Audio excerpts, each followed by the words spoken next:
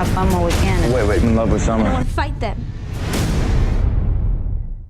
Ya, memang daya tarik utama dari film Triple X The Return of Xander Cage adalah aksi Vin Diesel sebagai seorang atlet ekstrim sport. Namun ternyata para pemeran pendukung film ini pun jangan dipandang sebelah mata. Triple X The Return of Xander Cage dianggap sebagai salah satu film yang menyatukan jagoan-jagoan laga dari berbagai latar belakang, mulai dari martial art, wushu hingga Muay Thai.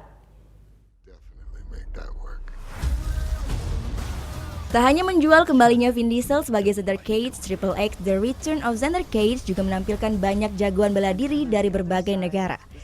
Film aksi yang disutradarai oleh DJ Caruso ini mendatangkan Donnie Yen, sang Ip Man, untuk berperan sebagai lawan dari Xander Cage, Kiang. Peran yang awalnya akan dimainkan oleh Jet Li. Banyak kritikus film memuji akting Donnie Yen dalam film ini. Kemampuan bela diri Donnie Yen memang tak dapat dianggap sepele. Dia pun sempat tampil dalam spin-off Star Wars tahun 2016, Rogue One. Nama Tony Jaa pun muncul dalam film ini. Ia adalah aktor dan mantan stuntman asal Thailand. Di film ini kita dapat melihat kelihayannya melakukan gerakan parkour dan Muay Thai. Tony Jaa juga sempat tampil sebagai cameo dalam film Furious 7. Satu lagi kejutan menarik dalam Triple X The Return of Xander Cage. Di film ini kita dapat melihat akting juara dunia UFC Michael Bisping. Sama seperti Donnie Yen, Bisping pun bukan pilihan pertama. Conor McGregor yang juga seorang atlet UFC lah yang awalnya terpilih memerankan Hulk. Namun hal tersebut tidak mengganggu performa Bisping. Ia tetap tampil memukau dalam film ini.